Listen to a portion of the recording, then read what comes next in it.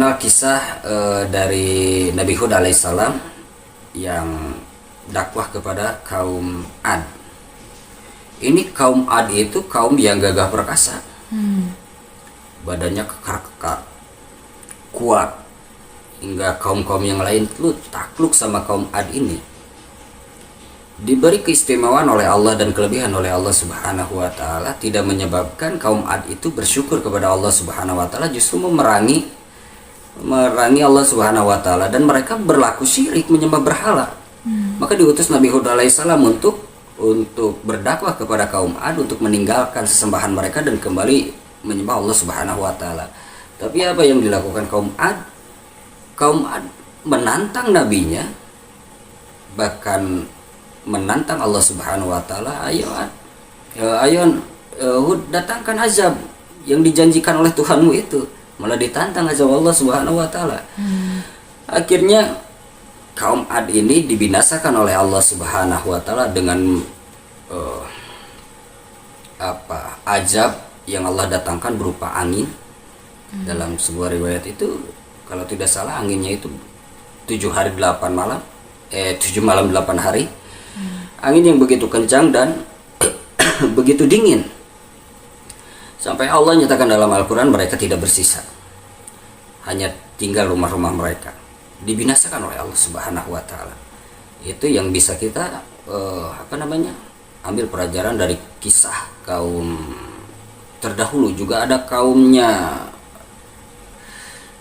Samud, kaum Samud.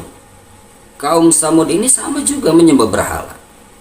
Dan Allah Subhanahu wa taala utus Nabi Soleh alaihissalam, bukannya beriman, bukannya mendengarkan seruan Nabi Soleh alaihissalam, tapi sama juga kaum Samud ini menantang Allah Subhanahu wa taala. Bahkan kaum Samud ini menantang Nabiullah Soleh, kalau benar engkau nabi, datangkan mujizat untuk mengeluarkan unta dari batu. Kehendak Allah, sebuah mujizat yang diberikan kepada Nabi Soleh. Akhirnya Nabi Soleh mampu mengeluarkan unta dari batu.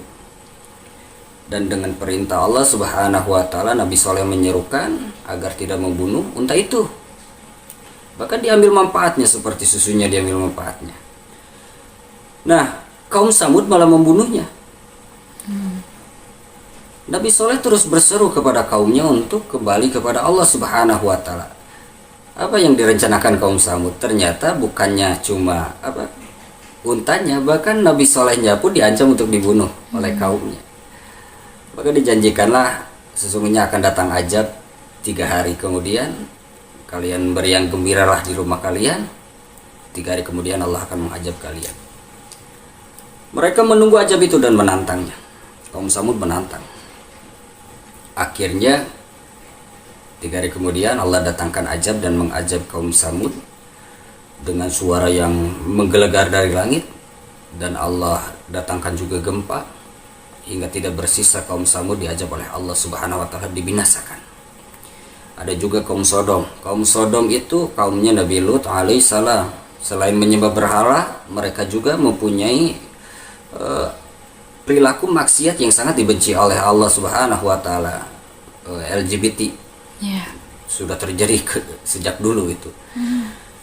Nah, diserukan oleh Nabi alaihissalam, tapi mereka mengingkarinya. Mereka tetap menyembah berhala, mereka tetap bermaksiat, melakukan perilaku-perilaku yang dimurkai oleh Allah Subhanahu wa taala, dan mereka tidak mendengar. Akhirnya Allah Subhanahu wa taala azab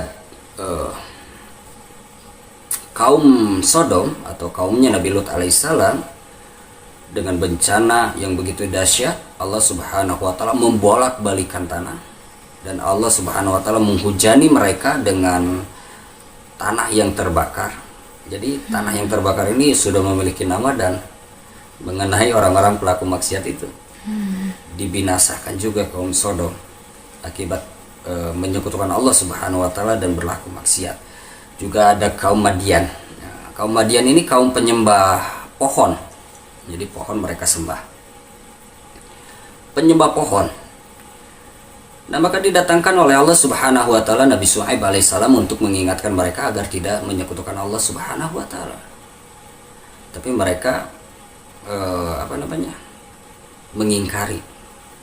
mengingkari nabinya, dan tetap mereka berlaku syirik, menyekutukan Allah Subhanahu wa taala.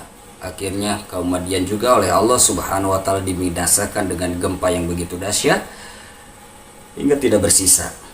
Jadi Allah Subhanahu wa taala binasakan kaum-kaum terdahulu karena perbuatan syirik mereka menyekutukan Allah Subhanahu wa taala. Itu langsung kes loh. Langsung kes. Makanya para nabi, para rasul memerangi perbuatan syirik itu karena ini hal yang sangat dimurkai oleh Allah Subhanahu wa taala.